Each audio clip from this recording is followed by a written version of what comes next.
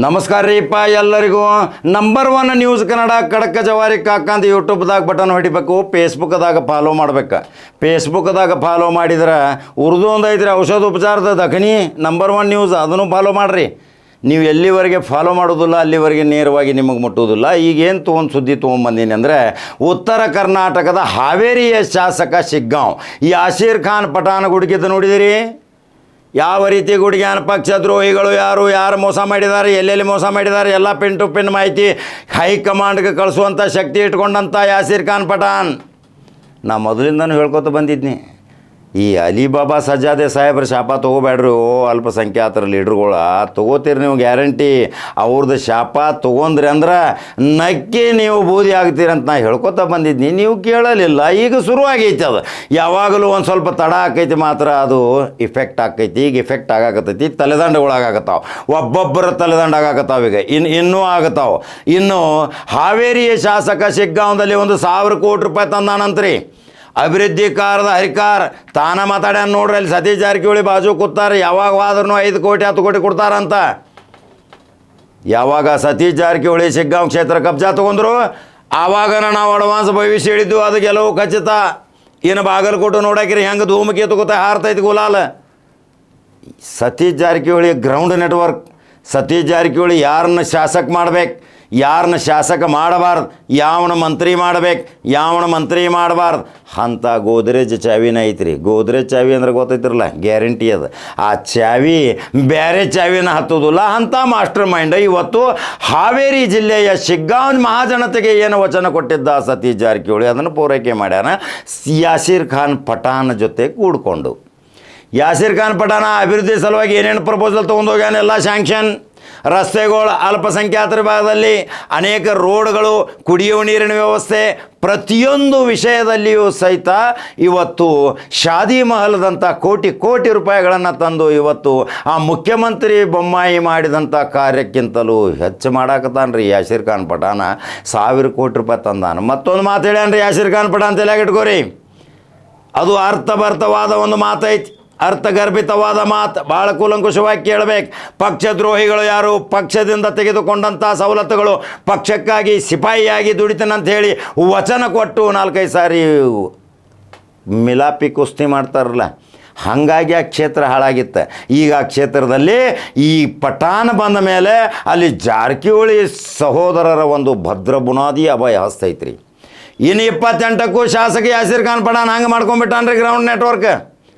ಇನ್ನೂ ಏನೇನೋ ಇನ್ನೂ ಅಲ್ಲಿ ಯೋಜನೆಗಳದಾವ, ಅದನ್ನೆಲ್ಲ ಮಾಡಾಕತ್ತಾನ. ಪೈಲ್ವಾನ್ ಮೊದಲ ಬೆಳಿಗ್ಗೆ ಎದ್ದು ಒಂದು ಚರಿಗೆ ಹಾಲು ಕುಡ್ದು ಹೊಂಟಂದ್ರೆ ತಾಕತ್ಲೆ ಎಲ್ಲ ತಿರುಗಾಡಿ ಎಲ್ಲರಿಗೂ ಆಯಾಸ ಆಗ್ಬೋದು. ಪಠಾಣ್ಗೆ ಮಾತ್ರ ಆಯಾಸ ಆಗೋದಿಲ್ಲ, ಯಾಕಂದ್ರೆ ಯಾಸೀರ್ ಖಾನ್ ಪಠಾಣ್ ಪೈಲ್ವಾನ. ಆ ಪೈಲ್ವಾನ್ಗೆ ಹೋಟ ಹಾಕ್ರಿ, ಪೈಲ್ವಾನನ ಗೆಲ್ಲಿಸ್ರಿ ಅಂತ ಹೇಳಿದ್ರು ಎಲ್ಲ ಮುಖಂಡರು. ಸತೀಶ್ ಜಾರಕಿಹೊಳಿ ಕೇವಲ 13 ಹಳ್ಳಿಯಲ್ಲಿ 13,000 ಮತಗಳ ಕ್ರೋಢೀಕರಣ ಮಾಡಿದ ತಕ್ಷಣ ಆ ಕೊಡ ತುಂಬುವಲ್ಲಿ ಒಂದು ಚೆರಿಯ ನೀರು ಕಡಿಮೆ ಇತ್ತಿರಲ್ಲ, ಆ ಚೆರಿಗೆ ನೀರು ತುಂಬಿದ ಮೇಲೆ ಯಾಸೀರ್ ಖಾನ್ ಪಠಾಣ್ ವಿಧಾನಸೌಧಕ್ಕೆ ಹೋದ. ವಚನ ಕೊಟ್ಟಂತೆ ನಡೆದುಕೊಂಡಂಥ ಸತೀಶ್ ಜಾರಕಿಹೊಳಿ ಹಾವೇರಿಯ ಈಗ ಕಿಂಗ್ ಮೇಕರ್. ಇನ್ನು 6 ಶಾಸಕರದಾರ, ಅಲ್ಲಿ 6 ಶಾಸಕರನ್ನ ಯಾರ್ಯಾರನ್ನ ತರ್ಬೇಕು ಅನ್ನೋದು ಇನ್ನು ಪ್ಲ್ಯಾನ್ ಆಗ್ತಾರೆ. ಇನ್ನು ಜನರ ಬೇಡಿಕೆ ಐತೆ ಅಲ್ಲಿ ಅಲ್ಪಸಂಖ್ಯಾತರಿಗೆ ಇನ್ನೊಂದು ಕೊಡ್ಬೇಕಂತ ಹೇಳಿ ಹಾವೇರಿ ಜಿಲ್ಲಾಕ್ಕೆ. ಅದು ಹಾನಗಲ್ಲು ಆಗ್ಬೋದು. ಹಾನಗಲ್ದಾಗೂ 60-70 ಸಾವಿರ ಅದಾರ ರೀ. ಅಲ್ಲಿಯೂ ಸಹಿತ ಹಾನಗಲ್ದಾಗೂ ಅಲ್ಪಸಂಖ್ಯಾತರ ಟಿಕೆಟ್ ಕೊಟ್ರೆ ಅಲ್ಲಿಯೂ ಗೆಲ್ಲೂ ಕುದುರಿ ನಾನು. ಇನ್ನು ಮುಂದೆ ಅದು ಇನ್ನು ಏನೇನು ಬೆಳವಣಿಗೆ ಆಗುತ್ತಾವೆ ನೋಡ್ಕೋತ ನಡ್ರಿ. 1,30,30 ಲಕ್ಷ ಜನ ಇದ್ರೆ 60-70 ಶಾಸಕರು ಆಗ್ಬೇಕಾಗ್ತಾ ಇರಲಿಲ್ಲ. ಅದನ್ನು ಸತೀಶ್ ಜಾರಕಿಹೊಳಿ ಅವರಿಗೆ ಮನವರಿಕೆ ಮಾಡಿಕೊಟ್ಟಾರ ಜನ. ಅಲ್ಪಸಂಖ್ಯಾತರ ಚಿಂತನ ಮಂಥನ ಕಾರ್ಯಕ್ರಮ ಏನು ಉತ್ತರ ಕರ್ನಾಟಕ, ಕಲ್ಯಾಣ ಕರ್ನಾಟಕ ಮತ್ತು ಕಿತ್ತೂರು ಕರ್ನಾಟಕದಲ್ಲಿ ಬೃಹತ್ ಪ್ರಮಾಣದಲ್ಲಿ ಇದೇ ಸತೀಶ್ ಜಾರಕಿಹೊಳಿ ನೇತೃತ್ವದಾಗ ಒಂದು ಸಭಾ ಆಗೋದೈತಿ. ಅದನ್ನು ಸಭಾದ ವಿವರ ನಾನು ಇನ್ನೊಂದು 2-3 ದಿನದಲ್ಲಿ ಹೇಳ್ತೀನಿ. ಯಾರ್ಯಾರು ಬರ್ತಾರ ಅಲ್ಲಿ, ಯಾರ್ಯಾರು ಚಿಂತಕರು ಬರ್ತಾರ. ಇನ್ನು 96 ಶಾಸಕರನ್ನು ತಯಾರು ಮಾಡುವಂಥ ಶಕ್ತಿ ಸತೀಶ್ ಜಾರಕಿಹೊಳಿ ಇಟ್ಕೊಂಡು ಅಂದಮೇಲೆ ಇನ್ನು ಮುಖ್ಯಮಂತ್ರಿ ಆಗೋದು ಗ್ಯಾರಂಟಿ ಅಲ್ರಿ. ಇನ್ನು ಯಾಸೀರ್ ಖಾನ್ ಪಠಾಣ್ ಪಕ್ಷದ್ರೋಹಿಗಳ ಬಗ್ಗೆ, ಪಕ್ಷದಲ್ಲಿ ಇದ್ದುಕೊಂಡು ಮೋಸ ಮಾಡಿದವ್ರ ಬಗ್ಗೆ, ಚೂರಿ ಹಾಕಿದವ್ರ ಬಗ್ಗೆ ತಮ್ಮಷ್ಟಕ್ಕೆ ತಾವೇ ನನ್ನಿಂದ ನಡೀತೈತಿ ಸ್ಪಾನ್ಸರ್ ಮಾಡಾಕತ್ತಿದ್ರು, ಏನೇನೋ ಅಲ್ಲಿ ತಪ್ಪು ಕಲ್ಪನೆ ಕೊಡಾಕತ್ತಿದ್ರು, ಜಗ್ಗಾಟ ಮಾಡಾಕತ್ತಿದ್ರು. ಆದರೂ ಅಲ್ಲಿ ಜನ ಕೇಳಿಲ್ಲ. ಯಾಸೀರ್ ಖಾನ್ ಪಠಾಣ್ಗೆ ಹಾರಿಸಿಬಿಟ್ರು ಬಾವುಟ. ಈಗ ಅಲ್ಲಿ ಏನು ಮಾತಾಡಿದ್ದ ಅದನ್ನು ಪತ್ರಿಕಾಗೋಷ್ಠಿ ಮಾಡಿದ್ದ ಅದನ್ನು ಹಾಕಾಕತ್ತ ನೋಡ್ರಿ. ಇದನ್ನು ಭಾಳ ಕೂಲಂಕುಷವಾಗಿ ನೋಡಬೇಕು. ಪಕ್ಷದ ಅನ್ನ ತಿಂದು ಪಕ್ಷದ ತಂದೆ ತಾಯಿ ಅಂತ ಹೇಳಿದು ಅವರಿಗೆ ಚೂರಿ ಹಾಕುವಂಥ ಜನರಿಗೆ ಈಗ ಠೇವಣಿ ನಷ್ಟಲ್ಲ, ಅಲ್ಲಿಂದ ಹಾವೇರಿ ಜಿಲ್ಲಾದಿಂದ ಒದ್ದೋಡಿಸ್ಬೇಕು. ಇದು ಇವತ್ತು ಕಾನ್ಸೆಪ್ಟ್. ಯಾಕೆ ದ್ರೋಹಿಗಳು ಭಾಳ ಡೇಂಜರ್ ರೀ. ಚಾಡಿ ಹೇಳೋರು, ಕಿವಿಯಲ್ಲಿ ಮಾತಾಡೋರು, ಅವರಿಗೆ ಒಂದು ಗೌರವ ಇರ್ತೈತಿ, ಆ ಗೌರವವನ್ನು ಕಳ್ಕೊಂಬಿಟ್ರು. ಆ ಗೌರವ ಮುಖವಾಡ ಕಳಿಸಿದ ಮೇಲೆ ಇನ್ನೇನಾಗತೈತಿ, ಇನ್ನಲ್ಲಿ ಅಲ್ಪಸಂಖ್ಯಾತರ ನಾಯಕನ ಇನ್ನು ಯಾಸಿರ್ ಖಾನ್ ಪಠಾಣ ಆಗಾಕತ್ತಾನ ರೀ. ಇನ್ನು ಬೆಳವಣಿಗೆ ಬತ್ತ, ಇನ್ನು ಬಿಗ್ ಟಾನಿಕ್, ಇನ್ನು ಎಲ್ಲೆಲ್ಲಿಯೋ ಏನೇನೋ ಒದರಾಡ್ಕೊತ ಹೋದರೂ ಆಗೋದಿಲ್ಲ. ಇನ್ನು ಸತೀಶ್ ಜಾರಕಿಹೊಳಿಯ ಗರಡಿಯಲ್ಲಿ ಪಳಗಿದಂಥ ಈ ಪೈಲ್ವಾನ್, ಇನ್ನು ಈ ಪೈಲ್ವಾನನ ಎದುರಾಳಿಯಾಗಿ ಯಾವ ಪೈಲ್ವಾನ ಬರ್ತಾನೆ ಚೆತ್ತು ಬೀಳ್ತಾನೆ. 5 ನಿಮಿಷದ ಮೇಲಾಪಿ ಕುಸ್ತಿ ಮಾಡೋಕ್ಕೆ ಹೋಗಿ ಶಿಕ್ಕೊಂಬಿದ್ದವರು ಸಹಿತ ಇಲ್ಲಿ ಚಿತ್ತು ಬೀಳುವಂಥ ಪರಿಸ್ಥಿತಿ ಪೈಲ್ವಾನ ಕೈಯಾಗೈತೆ ಅಂದಮೇಲೆ ಇನ್ನು ಪೈಲ್ವಾನ್ಗೆ ನಾವು ವಿನಂತಿ ಮಾಡ್ತೀವಿ. ಏನು ಗೊತ್ತೈತೇನ್ರಿ, ಸಲಹೆನೂ ಕೊಡ್ತೀವಿ ಪೈಲ್ವಾನ. ಅಲ್ಲಿ ನಿರುದ್ಯೋಗಿಗಳು ಭಾಳ ಅದಾರ, ಕೂಲಿಕಾರ ಭಾಳ ಅದಾರ ಆ ಕ್ಷೇತ್ರದ. ನಾ ಭಾಳ ಅಡ್ಡಾಡಿ ನೋಡಿದ್ದೇನೆ. ಅಲ್ಲಿ ಪಿನ್ ಟು ಪಿನ್ ಮಾಹಿತಿ ಐತೆ ನನಗೆ. 10-15 ದಿವಸ ನಾ ಅಡ್ಡಾಡಿ ನೋಡಿದ್ದೇನೆ. ಅಲ್ಲಿ ಮೂಲಭೂತ ಸೌಲಭ್ಯದಿಂದ ವಂಚಿತ ಆಗ್ಯಾರ. ಸರಳವಾಗಿ ಜನರಿಗೆ ಶಿಕ್ಷಣ ಸಿಗಬೇಕು, ಮಕ್ಕಳಿಗೆ ಒಂದು ಮಾಡಪ್ಪ ಪಠಾಣ್, ಮತ್ತು ಆರೋಗ್ಯದ ಒಂದು ಚಿಕಿತ್ಸೆ ಸಲುವಾಗಿ ಬೃಹತ್ ಪ್ರಮಾಣದ ಆಸ್ಪತ್ರೆಗಳನ್ನ ಸುಸಜ್ಜಿತವಾಗಿ ಮಾಡು. ನಿನ್ನ ರಾಜಕೀಯ ಗುರು ಅಲ್ಲೇ ಸತೀಶ್ ಜಾರಕಿಹೊಳಿ ಅದಾನಂದ ಮೇಲೆ ಅವ್ರಿಗೆ ಹೇಳಿ ಮಾಡಿಸ್. ಈಗೇನು ಮಂತ್ರಿಮಂಡಲ ಅವ್ರ ಕೈಯಾಗೈತಿ, ಮುಖ್ಯಮಂತ್ರಿ ಹಲೋ ಅಂದ್ರೆ ಕೇಳ್ತಾರೆ. ಅಲ್ಲಿ ಶಿಕ್ಷಣ ಕೇಂದ್ರಗಳನ್ನ ತರಿಸು, ಸರ್ಕಾರಿದು, ಪಾಲಿಟೆಕ್ನಿಕ್ಕು, ITI, ಟರ್ನರು, ಫಿಟ್ರು, ಇವೆಲ್ಲ ಕೋರ್ಸ್ಗಳು ತೆಗಿ. ನಮ್ಮ ಹುಡುಗರೆಲ್ಲ ಈ ಕೂಲಿ ನಾಲಿ ಮಾಡೋಕೆ ಹೋಗಬಾರ್ದು. ಅವರು ಕೋರ್ಸ್ಗಳನ್ನ ಕಲಿತ್ರಂದ್ರೆ ಉದ್ಯೋಗ ಭರವಸೆ ಸಿಗ್ತೈತಿ. ಈಗ IT-BT ಆಗೋದು ಉತ್ತರ ಕರ್ನಾಟಕ. ಇನ್ನು ಎಂ ಬಿ ಪಾಟೀಲ್ 20,000 ಕೋಟಿ ರೂಪಾಯಿ ತಂದು ಇನ್ನೆಲ್ಲ IT-BT ಮಾಡಕತ್ತಾರೆ. ಅದರ ಸಲುವಾಗಿ ಪಠಾಣಿತರ ಬಗ್ಗೆ ಲಕ್ಷ್ಯ ವಹಿಸಬೇಕು. ಮತ್ತು ಅಲ್ಪಸಂಖ್ಯಾತ ಹಾವೇರಿ ಜಿಲ್ಲೆಯಲ್ಲಿ 2ನೇ ಶಾಸಕ ಏನು 28ಕ್ಕೆ ಬರ್ತಾನ, ಹಾನಗಲ್ ಕ್ಷೇತ್ರದಿಂದ ಒಬ್ಬ ಅಲ್ಪಸಂಖ್ಯಾತನ ನಿಂದಿಸಿದ್ರೆ ಹೆಂಗ? ಇದು ಖಡಕ ಜವಾರಿ ಕಾಕನ ಸಲಹೆ. ಹೆಂಗಂತೀರಿಪ್ಪ ಹಾವೇರಿ ಜಿಲ್ಲಾ ಜನತೆ? ಇದು ಸರಿನೋ ತಪ್ಪೋ ಅನಿಸಿಕೆಗಳನ್ನ ಹಾಕಿರಿ. ಮುಂದೆ ಯಾರ ಆಕಾಂಕ್ಷೆ ಅನ್ನೋದು ಸವಿಸ್ತಾರವಾದ ವರದಿಯೊಂದಿಗೆ ಬರ್ತೀನಿ. ಯೂಟ್ಯೂಬ್ದಾಗ ಬಟನ್ ಹೊಡ್ರಿ, number 1 news Kannada. Facebook follow ಮಾಡಿರಿ. ಮತ್ತೊಂದು ಜವಾರಿ ಸುದ್ದಿ ಹೋಗಿ ಬರ್ತೀನಿ. ನಮಸ್ಕಾರ. ಎಲ್ಲರಿಗೆ ಗೊತ್ತಿದ್ದಂಗೆ ಬಹಳ ತರಾತುರಿಯಲ್ಲಿ ನಮ್ಮ ನೆಚ್ಚಿನ ನಾಯಕರಾದಂತ ಸನ್ಮಾನ್ಯ ಸತೀಶಣ್ಣ ಜಾರಕಿಹೊಳಿ ಅವರು ಇವತ್ತು ತೀರ್ಥಹಳ್ಳಿಗೆ ಹೋಗುವಂತ ಒಂದು ಪ್ರವಾಸ ಕಾರ್ಯಕ್ರಮ, ಅದು ನಿನ್ನೆ ರಾತ್ರಿ 8 ಗಂಟೆಗೆ ಗೊತ್ತಾಯ್ತು ನಮ್ಗೆ. ಗೊತ್ತಾದ ತಕ್ಷಣ ನಮ್ಗೊಂದು ಹಬ್ಬ. ಸತೀಶಣ್ಣ ಜಾರಕಿಹೊಳಿ ಅವರು ಏನಾದ್ರು ನಮ್ಮ ಕ್ಷೇತ್ರದ ಈ ಭೂಮಿಯ ಮೇಲೆ ಅವರು ಇಲ್ಲಿಂದ ನಡೀತಾ ಹೋಗ್ತಾ ಇದಾರೆ ಅಂತ ಹೇಳಿದ್ರೆ, ಈ ಭಾಗದಿಂದ ಅವರು ಪ್ರಯಾಣ ಮಾಡ್ತಾ ಇದಾರೆ ಅಂತ ಹೇಳಿದ್ರೆ, ಹೆಲಿಕಾಪ್ಟರ್ ಇಳಿಸಿದ ಮಕ್ಕಳು ನಾವು ಇನ್ನು ಬಸ್ ಅನ್ನು ಬಿಡ್ತೀವ, ಇನ್ನು ಕಾರ್ ಅನ್ನು ಬಿಡ್ತೀವ ಅವ್ರದ್ದು. ಇವತ್ತು ಹೆಲಿಕಾಪ್ಟರ್ ಬೆಳಗಾಂನಿಂದ ಬೆಂಗಳೂರು ಮಟ್ಟ ಅಂತ ಹೇಳಿದ್ರೆ ಅದನ್ನ ಇಳಿಸುವಂತ ಒಂದು ನಮ್ಗೊಂದು ಅಧಿಕಾರವನ್ನು ಅಂತ ಒಂದು ಅಧಿಕಾರವನ್ನು ಕೊಟ್ಟಂತ ನಮ್ಮ ನಾಯಕರು ಇವತ್ತು ತೀರ್ಥಹಳ್ಳಿಗೆ ಹೋಗ್ತಾರೆ ಅಂತ ಹೇಳಿ ಗೊತ್ತಾದ ತಕ್ಷಣ ಇಮಿಡಿಯೇಟ್ಲಿ ನಾವು ಪ್ಲಾನ್ ಮಾಡಿದ್ವಿ. ಯಾಕಂತ ಹೇಳಿದ್ರೆ ನಮ್ಮ ನಾಯಕರಾದಂತ ಸತೀಶಣ್ಣ ಜಾರಕಿಹೊಳಿ ಅವರು ಶಿಗ್ಗಾಂವ್ ಬಂದಿದ್ರು, ಬಂಕಾಪುರ್ಗೆ ಬಂದಿದ್ರು, ಆ ಕಡೆ ನಮ್ಮ ಹುಳಿಕೊಪ್ಪಿ ಭಾಗಕ್ಕೆ ಬಂದಿದ್ರು. ಆದ್ರೆ ತಡಸ್ ಭಾಗಕ್ಕೆ ಅವ್ರು ಬಂದಿರ್ಲಿಲ್ಲ. ಯಾಕಂತ ಹೇಳಿದ್ರೆ ನಮ್ಮ ಕ್ಷೇತ್ರದ ಒಂದೇ ಬೂತ್ ತಡಸಿದು. ಯಾವಾಗ್ಲೂ ಕೂಡ ತಡಸ್ನಿಂದಲೇ ನಾವು ಸೋಲಾಕತ್ತಿದ್ವಿ. ತಡಸ್ನಿಂದಲೇ ನಮ್ಗೆ ಹಿನ್ನಡೆ ಆಗ್ತಾ ಇತ್ತು. ಸತೀಶಣ್ಣ ಜಾರಕಿಹೊಳಿ ಅವರು ಒಂದು ವಿಶೇಷ ಕಾರ್ಯ ಯೋಜನೆ ಮಾಡ್ಕೊಂಡು ಇವತ್ತು ನಮ್ದೇನು ಇಲೆಕ್ಷನ್ ನಡೆದಾಗ 1ನೇ ರೌಂಡ್ ಕೌಂಟ್ ಆತು. 1ನೇ ರೌಂಡ್ ಕೌಂಟ್ ಅಲ್ಲಿ ತಡಸ್ ಈಕ್ವಲ್ ಆತು. ಆವಾಗಲೇ ಕೂಡ ನಮ್ಮ ಕಾಂಗ್ರೆಸ್ ಕಾರ್ಯಕರ್ತರ ಗ್ಯಾರಂಟಿ ಆತು, ಯಾವಾಗ ತಡಸ್ ಈಕ್ವಲ್ ಆತು ನಾವು ಶಿಗ್ಗಾಂವ್ ವಿಧಾನಸಭಾ ಕ್ಷೇತ್ರ ಗೆದ್ದ್ವಿ ಅನ್ನಂತ ಮಾತನ್ನ ನಮ್ಮ ಭಾಗದ ಜನ ಅವತ್ತೇ ನಿರ್ಧಾರ ಮಾಡ್ಕೊಂಡಿದ್ರು. ಆದ್ದರಿಂದ ನಮ್ಮ ಕ್ಷೇತ್ರದ ಆಪತ್ ಬಾಂಧವರಾದಂತ ಸನ್ಮಾನ್ಯ ಸತೀಶಣ್ಣ ಜಾರಕಿಹೊಳಿ ಅವರು ಇವತ್ತು ಬಹಳ ರಾಜ್ಯದಲ್ಲಿ ಬಹಳ ಜನ ಆಶ್ಚರ್ಯ ಆಗ್ತಾರ. ಇವನ್ 1ನೇ ಟೈಮ್ MLA ಆಗಿ ಇಷ್ಟು ದುಡ್ಡು ಹೆಂಗ್ ತರಕತ್ತಾನ, ಹೆಂಗ್ ಕೆಲಸ ಮಾಡಕತ್ತಾನ ಅಂತ ಹೇಳಿ ಬಹಳ ಜನ ನಂಗೆ ಮಾತಾಡ್ತಾರ. ಆದ್ರೆ ನನ್ ಇರುವಂತ ಒಂದು ದೊಡ್ಡ ಶಕ್ತಿ ಸತೀಶಣ್ಣ ಜಾರಕಿಹೊಳಿ ಸಾಹೇಬರು. ನಾನು ಅವ್ರ ಮೊನ್ನೆ ಹೋಗಿ ಮನವಿ ಮಾಡಿದೆ. ಏನಂತ ಹೇಳಿದ್ರೆ, ಸರ್ SCP TSP ಇಲ್ಲಿ ನನಗೆ ಅನುದಾನ ಬೇಕು. SCP TSP ಇರುವಂತ ಜನ SC ST ಜನಾಂಗ ಇರುವಲ್ಲಿ ಯಾವುದೇ ರೀತಿಯ ರಸ್ತೆಗಳ ಅಭಿವೃದ್ಧಿ ಇಲ್ಲ, ಯಾವುದೇ ರೀತಿಯಲ್ಲಿ ಅಭಿವೃದ್ಧಿ ಕೆಲಸ ಮಾಡಿಲ್ಲ ಅಂತ ಹೇಳಿದಾಗ ಆನ್ ದಿ ಸ್ಪಾಟ್ ಶಿಗ್ಗಾಂವ್ ವಿಧಾನಸಭಾ ಕ್ಷೇತ್ರಕ್ಕೆ 6 ಕೋಟಿ ಅನುದಾನವನ್ನು ಕೊಟ್ಟು ಇವತ್ತು ನಮ್ಮ ವಿಧಾನಸಭಾ ಕ್ಷೇತ್ರದ SC ST ಕಾಲನಿಗಳ ಅಭಿವೃದ್ಧಿಗೆ ಮಾನ್ಯ ಸಚಿವರು ಸಹಕರಿಸಿದ್ದಾರೆ.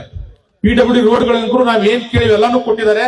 ಜೊತೆಗೆ ನನ್ಗೆ ಯಾವ ಮಿನಿಸ್ಟರ್ಗಳು ಕೊಡೋದಿಲ್ಲ, ಅಲ್ಲಿ ಹೋಗ ಸತೀಶಣ್ಣ ಜಾರಕಿಹೊಳಿ ಹೆಸರು ಹೇಳಿದ್ರೆ ಎಲ್ಲಾರು ನನ್ಗೆ ಗ್ರಾಂಟ್ ಕೊಡಕತ್ತಾರ.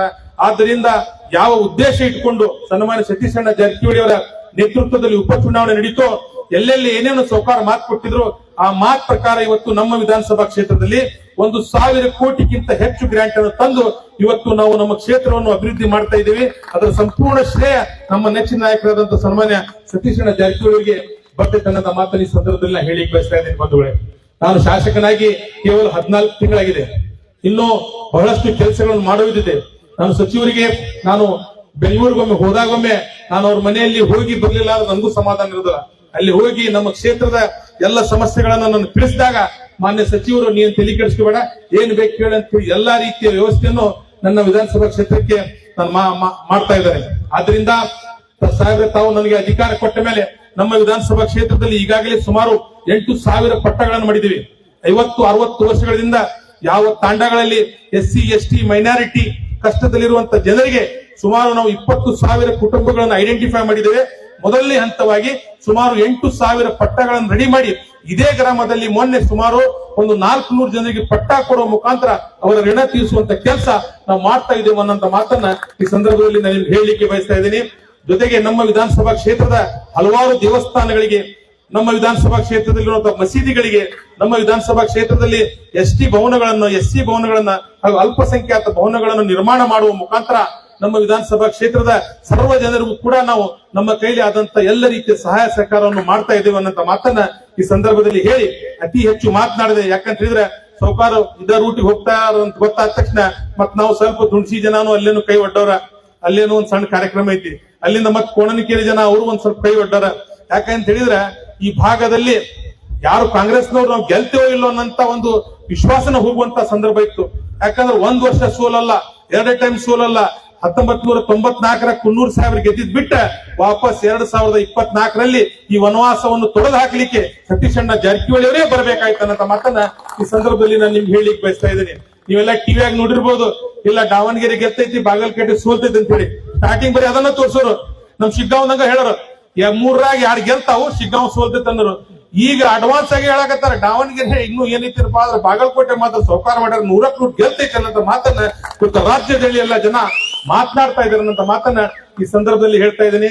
ಸೌಕಾರ ಅವರ ಸಂಘಟನೆ, ಸನ್ಮಾನ್ಯ ಸತೀಶ್ ಅಣ್ಣ ಜಾರಕಿಹೊಳಿಯರ ಒಂದು ಸಂಘಟನೆ ಏನಿದೆಯಲ್ಲ, ನಿಜವಾಗ್ಲೂ ಕೂಡ ತುಳಿತಕ್ಕೊಳಗಾದಂತವ್ರು, ಕಷ್ಟದಲ್ಲಿರುವಂತ ಎಲ್ಲರಿಗೂ ಕೂಡ ಒಂದು ಶಕ್ತಿ ಕೊಡುವಂತ ಕೆಲಸ ನಮ್ಮ. ನಾನು ವಿಶೇಷವಾಗಿ ಯಾವುದೇ ರೀತಿಯ ನಾನು ಸಚಿವ ಸ್ಥಾನದ ಆಕಾಂಕ್ಷೆ ಅಲ್ಲ, ನಾನು ತೃಪ್ತಿ ಇದ್ದೀನಿ. ನಾನೊಬ್ಬ ಸಾಮಾನ್ಯ ಕುಟುಂಬದಿಂದ ಬಂದವ. ಕಾಂಗ್ರೆಸ್ ಪಕ್ಷ ನನಗೆ ಗುರುತಿಸಿ ಟಿಕೆಟ್ ಕೊಟ್ಟು ಗೆಲ್ಲಿಸಿದೆ. ನಾನು 2013ರಲ್ಲಿ ಟಿಕೆಟ್ ಕೇಳಿದ್ದೆ, ಸಿಕ್ಕಿಲ್ಲ. ಪಕ್ಷ ದ್ರೋಹ ಮಾಡಿಲ್ಲ. 18ರಲ್ಲಿ ಟಿಕೆಟ್ ಕೇಳಿದ್ದೆ, ಸಿಕ್ಕಿಲ್ಲ. ಮಾನ್ಯ ಸಾಹೇಬ್ರಿಗೆ ಗೆಲ್ಲಿಸಿದೆ. 23ರಲ್ಲಿ ಯಾರಿಗೋ ಟಿಕೆಟ್ ಕೊಟ್ಟು, ನಿಮ್ಗೆ ಗೊತ್ತಿದೆಯಲ್ಲ ಎಲ್ಲ ಈ ದಾವಣಗೆರೆ ಟೈಪೇ ನಡೆದಿದ್ದು ಅವಾಗೆ. ಆದರೆ ಪಕ್ಷಕ್ಕೆ ಈಗ ಸತ್ಯಾಸತ್ಯತೆ ಗೊತ್ತಾಗ್ತಾ ಇದೆ. ಇದೇನಪ್ಪ ಗೊಂದಲ ಯಾಕೆ ಸೃಷ್ಟಿ ಮಾಡ್ತಾರೆ, ಇದೆಲ್ಲ ಇದು ಸ್ಪಾನ್ಸರ್ಡ್ ಆಯಿತು, ಯಾರು ಪ್ರಾಯೋಜಕತ್ವ ನಡೀತಾ ಇದೆ, ಈಗೂ ನಡೀತಾ ಇದೆ. ಈಗೂ ನನ್ನ ಕ್ಷೇತ್ರದಲ್ಲಿ ಕಾಂಗ್ರೆಸ್ ಕಾರ್ಯಕ್ರಮದಲ್ಲಿ ಬಂದು, ನಮ್ಮ ಉದ್ಘಾಟನೆಯಲ್ಲಿ ಬಂದು, ಮಾಜಿ ಮುಖ್ಯಮಂತ್ರಿಗಳು ಕೆಲಸ ಮಾಡಿದ್ದಾರೆ ಅವ್ರಿಗೆ ಅಂತೇಳಿ ಹೊಗಳಂಥ ಜನನೂ ಇದ್ದಾರೆ. ಮತ್ತು ಅದಕ್ಕೆಲ್ಲ ಎಲ್ಲಿಂದ ಪ್ರಚೋದನೆ ಬರ್ತಾ ಇದೆ ಅದು ಹೈಕಮಾಂಡ್ ಗಮನಕ್ಕಿದೆ. ನಿನ್ನೇನೋ ಒಂದು ವಿಡಿಯೋ ಹಾಕಿದ್ದಾರೆ. ಅದಕ್ಕೆ ನಾನು ಹೇಳ್ತೀನಿ, ಇದೆಲ್ಲ ಭಾಳ ದಿನ ನಡೆಯೋದಿಲ್ಲ. ಇವತ್ತು ಸರ್ಕಾರದಲ್ಲಿ ಇರುವಂಥ ಪಕ್ಷ ಇವತ್ತು ಎಲ್ಲ ರೀತಿಯಿಂದ ಮಾಹಿತಿಗಳನ್ನು ಕಲೆಕ್ಟ್ ಮಾಡ್ತಾರೆ. ದಾವಣಗೆರೆ ಚುನಾವಣೆಯಲ್ಲಿ ಕೂಡ ಎಲ್ಲ ಮಾಹಿತಿ ಕಲೆಕ್ಟ್ ಮಾಡಿದ್ದಾರೆ. ಯಾರ್ಯಾರು ಕೆಲಸ ಮಾಡಿದ್ದಾರೆ ಗೊತ್ತಿದೆ. ಮಾನ್ಯ ಮುಖ್ಯಮಂತ್ರಿಗಳಿಗೆ, ಉಪಮುಖ್ಯಮಂತ್ರಿಗಳಿಗೆ ಯಾರ್ಯಾರು ಏನೇನು ಮಾಡಿದ್ದಾರೆ ಅಂತ ಗೊತ್ತಿದೆ. ಅವರು ತೀರ್ಮಾನ ತಗೊತಾರೆ.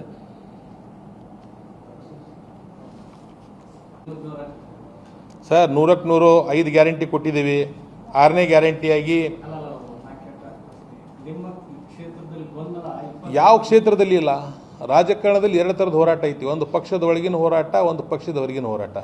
ಪಕ್ಷ ದ್ರೋಹಿಗಳ ಜೊತೆ ಹೋರಾಟ ಮಾಡಬೇಕು, ಆಮೇಲೆ ನಮ್ಮ ವಿರೋಧ ಪಾರ್ಟಿಯವ್ರ ಜೊತೆಗೆ ಹೋರಾಟ ಮಾಡಬೇಕು. ಅದು ಎಲ್ಲ ಪಕ್ಷಗಳಲ್ಲೂ ಇದೆ.